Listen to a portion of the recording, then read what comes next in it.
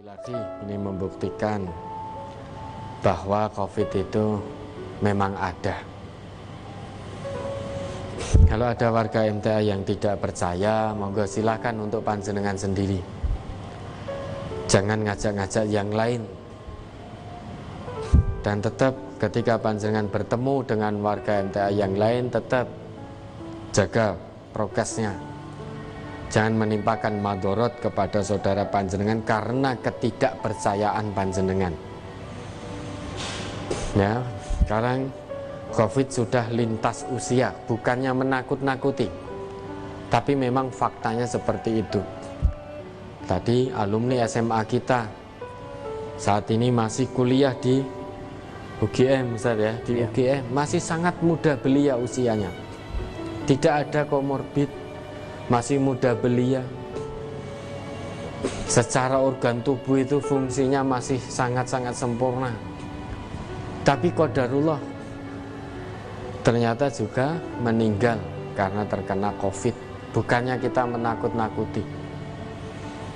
Kalau dulu di zaman sahabat itu ada wabah yang namanya taun, maka tidak mustahil di zaman kita ini ada wabah lain dengan nama COVID. Kalau dulu zaman sahabat orang-orang bertakwa, orang-orang soleh saja ada wabah namanya taun, tidak mustahil di generasi sekarang dan di generasi mendatang ada wabah, ada pandemi juga. Namun lain penyakitnya, lain pandeminya. Kalau dulu taun, saat ini terqadarullah corona. Mungkin nanti di kemudian hari ada lagi. Dulu ada flu burung, ada SARS dan lain sebagainya. Nah sekarang ada COVID. Mungkin di lain waktu ada lagi. Ya maka monggo yang tidak percaya silakan digunakan untuk diri sendiri. Namun Majelis Tafsir Al-Quran Pusat menghimbau dan menganjurkan bagi warga MTA siapapun itu saat bertemu dengan orang lain hendaknya tetap menjaga protokol kesehatan meski panjenengan tidak percaya dengan adanya COVID ini. Meski panjenengan meyakini kalau COVID ini adalah konspirasi. Kalau toh memang ada konspirasi, panjenengan mau apa? Apakah bisa menghentikan? Toh kita juga belum tahu apakah ada konspirasi atau tidak. Itu bukan hal yang penting. Yang terpenting saat ini andai kata memang ada konspirasi, toh kita tidak bisa apa-apa. Jangan sampai kita menimpakan madorot pada orang lain gara-gara kita ketidakpercayaan kita. Ya, banyak warga kita, warga MTA sekarang yang meninggal karena COVID.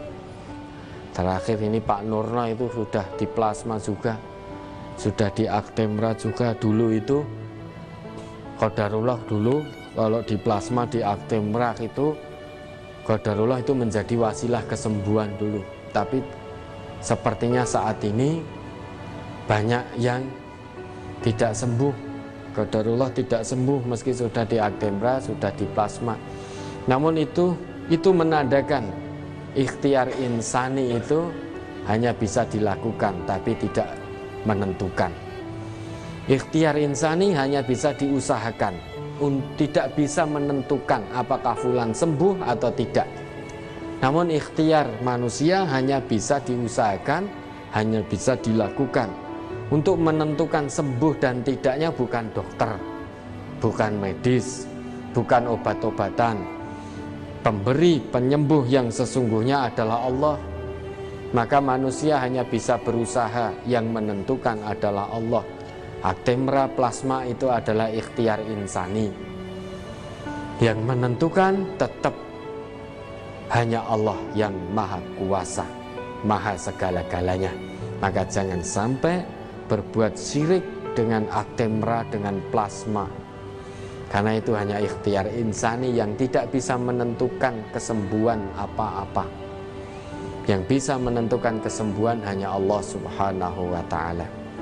Ternyata banyak warga kita yang sudah mendapatkan dua ikhtiar manusia obat itu ternyata juga tidak sembuh. Allah tentukan sembuh tapi berpulang ke rahmatullah. Bukan sembuh kemudian kembali ke keluarganya, namun sembuh berpulang ke rahmatullah. Itu juga sembuh, tapi sembuhnya lain, yaitu pulang ke kampung abadi selama-lamanya. Lebih hati-hati lagi. Jangan paranoid, jangan takut berlebih sehingga takutnya pada corona melebihi takutnya pada Allah. Namun jangan pula meremehkan. Jangan meremehkan. Kita berdiri di tengah. Umat Islam itu punya sikap pertengahan. Kita berdiri di tengah. Tidak paranoid, tidak meremehkan. Mudah-mudahan itu bisa